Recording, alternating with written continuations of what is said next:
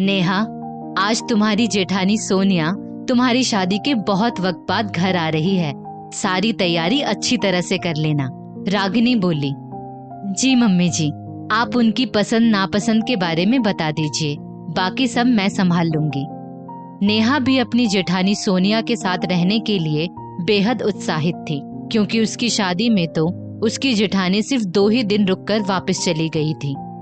मुझे तुम पर पूरा विश्वास है, तुम बहुत समझदार हो। रागिनी जी को अपनी छोटी बहू नेहा की कार्यकुशलता देखकर उस पर पूरा विश्वास हो गया था। नियत समय पर सोनिया घर आ गई। नेहा तो खूब दौड़ दौड़ कर सब काम निपटा रही थी। सोनिया को बड़ा ताज्जुब लगा कि उसकी सास रागिनी जी पर उसकी देवरानी नेहा ने इतने कम वक्त में अपना रंग चढ़ा लिया था। रागिनी जी हर समय नेहा नेहा की ही रट लगाई रहती और नेहा भी मानो हाथ जोड़कर उनकी सेवा में प्रस्तुत खड़ी रहती। सास बहू का इतना प्यार सोनिया की आंखों में खटक गया, क्योंकि सोनिया ने तो कभी ना रागिनी जी को और ना ही इस परिवार को दिल से अपनाया। अच्छी खासी इसी शहर में नौकरी होने के बावजूद भी उसने अपने पति मोहित का तबादला दूसरे शहर में करवा लिया। मोहित ने उसे खूब समझाया भी, लेकिन सोनिया के ऊपर तो जैसे अलग रहने का भूत सवार था और वो इस शहर में रहकर संभव नहीं था। आखिरकार मोहित को सोनिया के आगे हार स्वीकार करनी ही पड़ी। रागिनी जी बहुत रोई। जब अपना खुद का घर है तो दूसरे शहर जाकर क्यों किराए पर रहना, वो भी इतनी दूर। लेकिन जब कोई जानबूझकर दूर रहना चाहता हो तो उसको क्या ही कहा जा सकता है।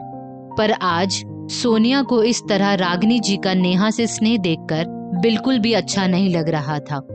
आखिर उसने अपने प्रयास शुरू कर ही दिए। मम्मी जी, आप कुछ ज्यादा ही विश्वास करती हैं नेहा पर। कल वो आपके बारे में उल्टा सीधा बोल रही थी। सोनिया सास बहू में आग लगाते हुए बोली। मेरे बारे में क्या कह रही थी वो? जरा मैं भी तो सुनूं। यही कि मम्मी जी खुद तो आराम से बैठी रहती हैं और मुझको नौकरानी समझती हैं। दिन भर मुझे किसी न किसी काम में लगाई रहती हैं। आराम तो करने ही नहीं देती, बस दिन भर उनकी जी हुजूरी में लगे रहो। सोनिया ने जितना नमक मिर्च लगा सकती थी लगा दिया। अच्छा, वो ऐसा कह रही थी? बल्कि वो तो खुद ही मुझको कोई काम नहीं करने देती। मैं कोई काम करने के लिए आगे बढ़ती हूँ तो वो मेरा हाथ पकड़कर मुझे बिठा देती है कि आप जितनी देर में उठ पाएंगी मैं उतनी देर में सब काम कर लूंगी। रागिनी जी को तो बिल्कुल भी विश्वास नहीं हो रहा था सोनिया की बातों पर।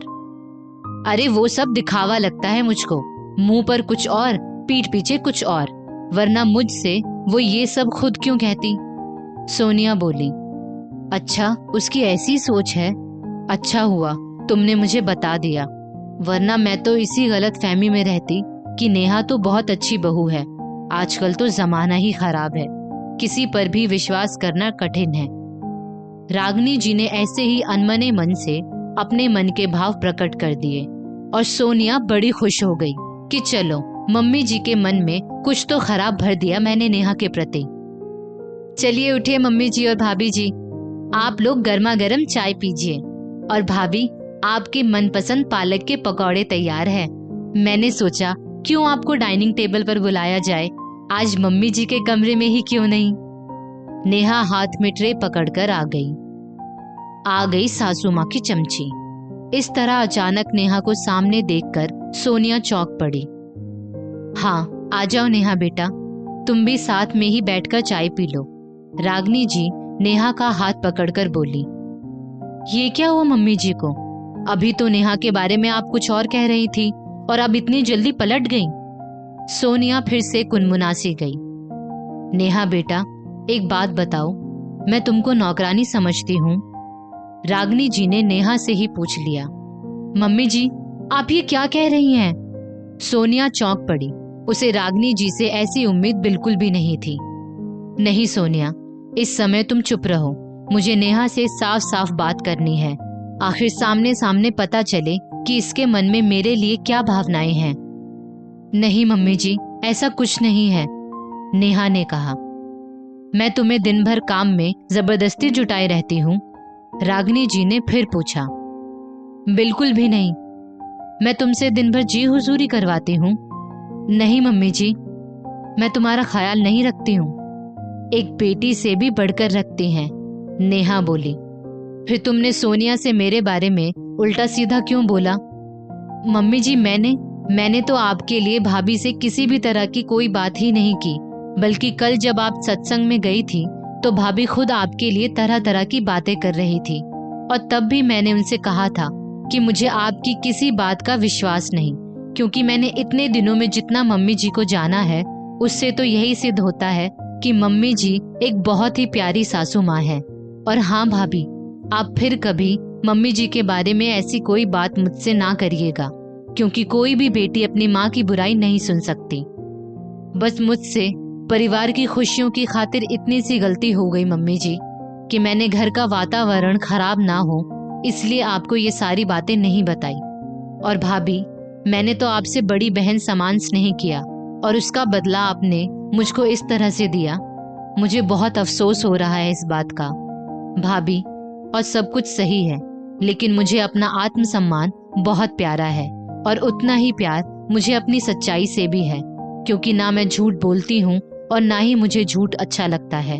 आपने मुझको समझने में बहुत बड़ी गलती कर दी। इतना कहकर नेहा रोने लगी। तुमने बहुत अच्छा किया नेहा, जो तुमने वो बातें मुझसे नहीं बताई, क्योंकि तब शायद मुझे तुम्हारी बातों पर विश्वास नहीं होता। इसीलिए मैंने सोनिया के सामने ही तुमसे बात करना उचित समझा। और सोनिया, मुझे तुमसे ऐसी उम्मीद बिल्कुल नहीं थी।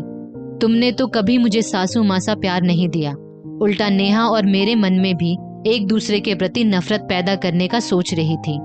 लेकिन तुम्हें नहीं पता, नेहा सचमुच बहुत प्यारी और समझदार बहू है। मम्मी जी, मुझे माफ कर दीजिए। शायद मैं आपके और नेहा के प्यार को देखकर जलने लगी थी और अपने आप को उपेक्षित महसूस कर रही थी। बस तभी ये सब कुछ मुझसे अनजाने में गलती से हो गया। सोनिया अपनी पोल खुल जाने से घबरा गई। सोनिया, मुझे तुमसे इस व्यवहार की आशा नहीं थी। तुमने तो मुझे कभी सम्मान नहीं दिया और आज नेहा के निश्छल प्यार को भी छलावे का रूप दे दिया। बेटा, हर गलती माफ नहीं होती, लेकिन मैं फिर भी अपने परिवार की खुशियों की खातिर तुम्हारी गलती को माफ करने की कोशिश करूंगी। रागिनी जी किसी भी तरह से परिवार में विद्रोह नहीं चाहती थी। सॉरी मम्मी जी, आज से आप अपनी बड़ी बहू का बिल्कुल बदला हुआ रूप देखेंगी। और नेहा, तुमको भी मैं अपनी छोटी बहन जितना ही प्यार करूंगी। सोनिया के शब्दों में अब सचमुच अफसोस था। जो हुआ वो अच्छा ही हुआ होगा, बस ये बातें इस कमरे के बाहर बिल्कुल भी नहीं जानी चाहिए। रागिनी जी ने हाथ फैलाकर अपनी दोनों बहुओं को अपने आंचल में समेट लिया। दोस्तों, इस स्टोरी को लेकर आपकी क्या राय है, नीचे कमेंट करके जरूर बताइएगा। और ऐसी ही और भी बेहतरीन वीडियोस के लिए हमारा पेज जरूर फॉलो करें। धन्यवाद।